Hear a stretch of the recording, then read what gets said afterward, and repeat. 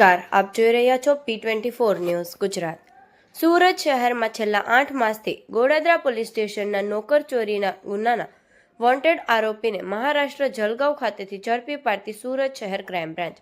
Police commissioner Shri Surat શહેરનાઓએ સુરત શહેરમાં લાંબા સમયથી ગંભીર ગુનાઓમાં નાસ્તા ફરતા આરોપીઓને પકડી પાડવા સુરત ક્રાઇમ બ્રાન્ચને સૂચના આપેલ. જે અનુસંધાને સંયુક્ત પોલીસ કમિશનર શ્રી ક્રાઇમ નાઓની સૂચના મુજબ નાયબ પોલીસ કમિશનર શ્રી ક્રાઇમ નાઓના માર્ગદર્શન હેઠળ police inspector Shri DCB police સ્ટેશનના રાહબરી હેઠળ ડીસીબી પોલીસ સ્ટેશનના એન્ટી ઓર્ગેનાઇઝ ક્રાઇમ સ્ક્વોડના પોલીસ સબ ઇન્સ્પેક્ટર તેમની ટીમના માણસો સાથે વર્કઆઉટમાં હતા.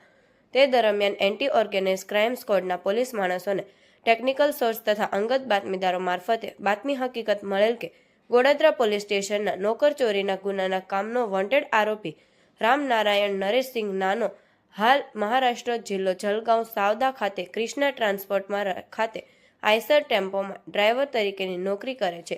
જે માહિતીના આધારે આરોપી રામનારાયણ ઉર્ફે લાલો રામ નરેશ ઉર્ફે નરેશસિંહ તોમર ઉંમર વર્ષ 30, ધંધો ડ્રાઈવર, રહેવાસી ક્રિષ્ના ટ્રાન્સપોર્ટના આઈસર ટેમ્પામાં સાવદા ગામ, જિલ્લો જલગાંવ મહારાષ્ટ્ર તથા શ્રીનાથ ડેરીની રૂમમાં નયે ગાંવ મુંબઈ, મૂળ વતન બરેશ ગામ, પોસ્ટ બારેહ, થાણા અંબા, જિલ્લો મુરૈના MP નાને મહારાષ્ટ્ર જિલ્લો જલગાંવ સાવદા ક્રિષ્ના ટ્રાન્સપોર્ટ ખાતેથી પકડી પાડવામાં આવેલ છે.